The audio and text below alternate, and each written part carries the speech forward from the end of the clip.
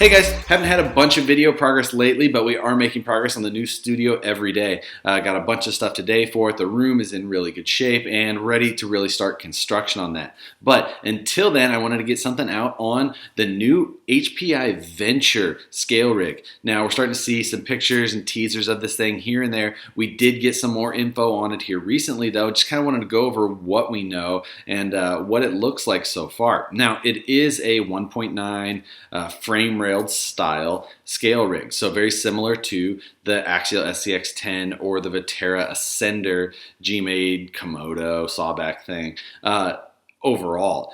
But we are seeing a lot of things about this truck that look really interesting. Now, just a general overview of it. First of all, it's a solid axle rig, front and rear, great there. 1.9 tires and wheels come on it. It's got a front-mounted motor and transmission setup, and then it's got a center-mounted transfer case with a dog bone style shaft connecting those two, and then from the transfer case it goes out to the axle. So you're going to have a nice forward weight bias. That front mounted transmission that they have isn't just a spur and pinion setup, it actually is a small transmission up there. It's actually the transmission basically out of the Savage XS, their little Savage setup. There is aftermarket parts already for that Savage XS, so there is gears available. Now, one thing with that setup is it doesn't have an adjustable spur gear size, so your only adjustment is going to come out of your pinion gear there.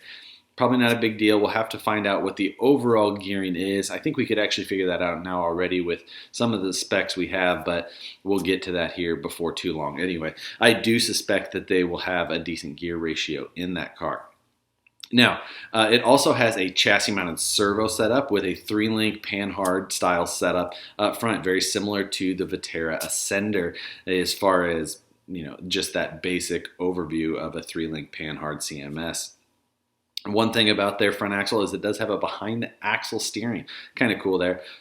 They're calling it behind the axle steering because the tie rod, the linkage that connects one knuckle to the other knuckle, is behind the axle rather than in front of it. But the drag link, the part that goes from your servo to the knuckle, is in front of it. So it's kind of like a half BTA, but still a nice little setup, gives you a little bit of clearance advantage there.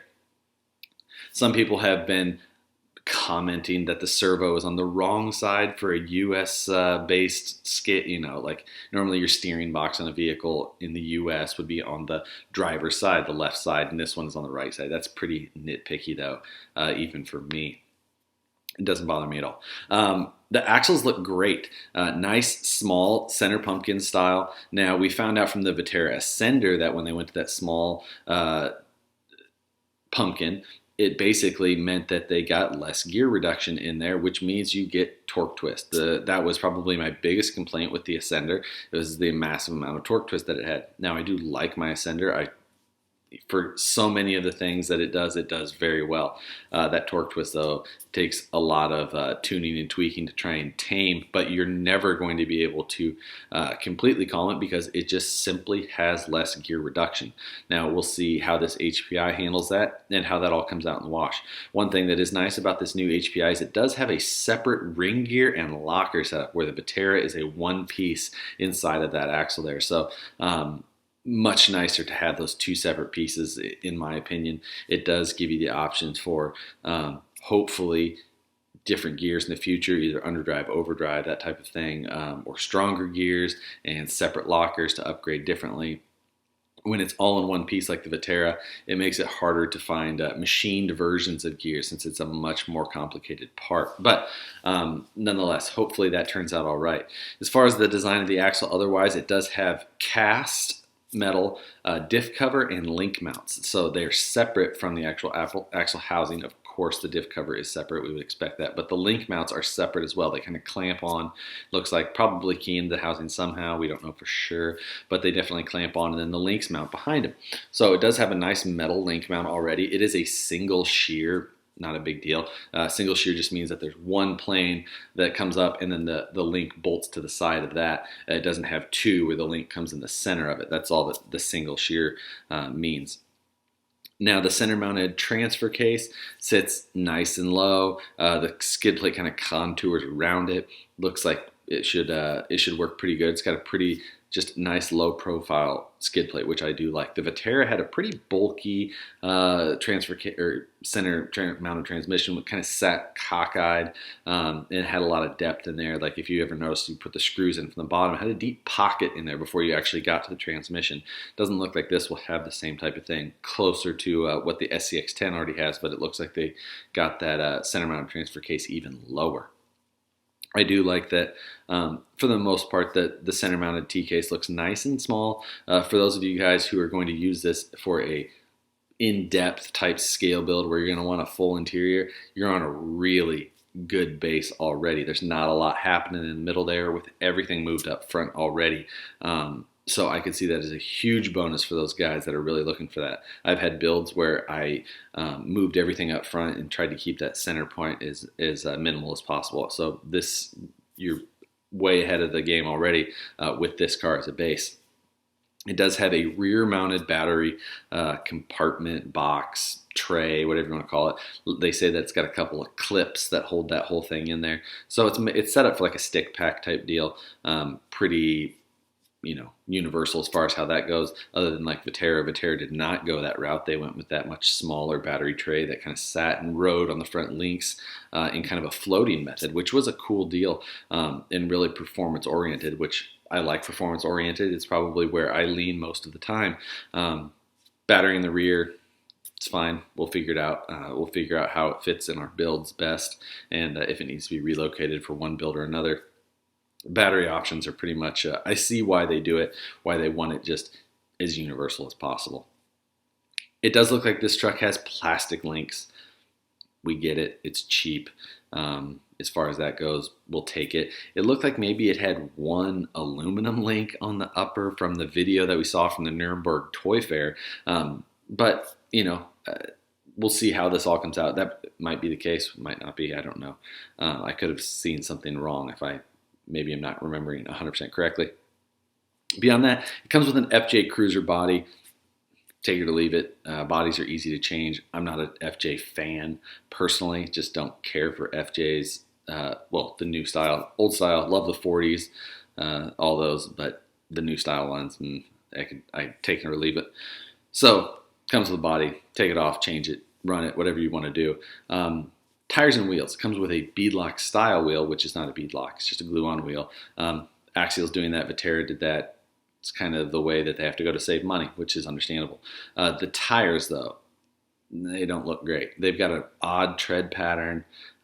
Maybe the compound will be good. Maybe they'll work well for a stock ready-to-run tire rather than some of the ready-to-run tires that we've seen in the past that are a little bit harder and not all that great performance-wise. But overall, if there's anything I would say that I like the least about it, it would be the tires. And in the end, it doesn't bother me. I would probably change them to suit my build anyway. So, a lot of us change RTR tires regardless. So, the tire pattern, they did so much detail and such good work everywhere else. I don't know why that tire made it through, but it is what it is. And I think overall, this truck looks like a pretty fantastic truck. Really looking forward to taking a look at this thing and getting into it, playing with it, and seeing how it stacks up. The SCX10 has been out for a long time, 2008, something like that, if I remember right, 2009 maybe. It's been around for a long time. It's still an awesome platform for so many reasons. It's minimalist, being that steel rail chassis versus this new car is an aluminum rail chassis. Super simple center mounted transmission. I think it's kind of stealth based on the design of it. Big axle gears. Now that meant it doesn't look quite as scale with those size of the axle gears, but man, we know how bulletproof those gears can be. So for so many reasons, I love the SCX10, and any new car has such huge shoes to fill as far as that goes. Now, this car, I think, is the first mass production car, hopefully, that is going to kind of step up the whole package. The Vetera did some of it, CMS, 3-link with panhard, scale axles, that type of thing. In the end, I like my Vetera. If I only had to choose Vetera or an SCX10, I'd take my SCX10 every day, though. The Vetera is still, I like owning it, but it would not be my only car whatsoever.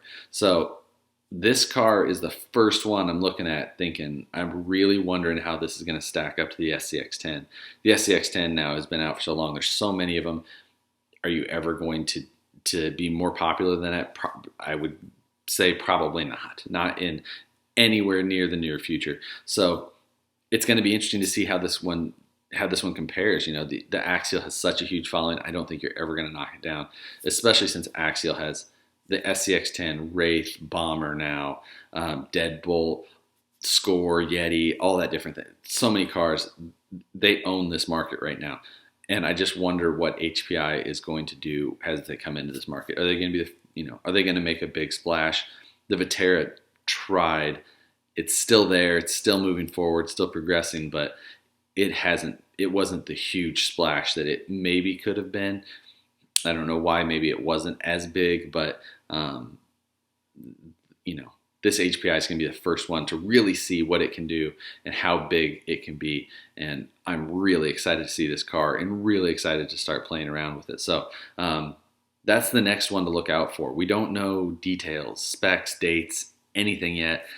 We just have some pictures, a little bit of info. The guys over at HPI, they're going to release info soon, but until then, we're just going to have to sit around and look at the few pictures that we have and really wait for this thing. I think they're HPI Venture on Instagram, Facebook. You can look for Venture RC or something like that. So you can find them on there. You can find some pictures and things like that they're leaking, but pretty good stuff so far. So I'm sure we'll see more on it. I'll definitely have one as soon as I can because it looks like it could be just one of the most fun new vehicles we've seen in a while. So with that, guys, that's all I've got on the new Venture so far. Looking forward to hearing more about it, seeing it, playing with it, all that. But with that, guys, we'll see you as soon as I get this new studio wrapped up and ready to show. So with that, guys, we'll see you on the next one.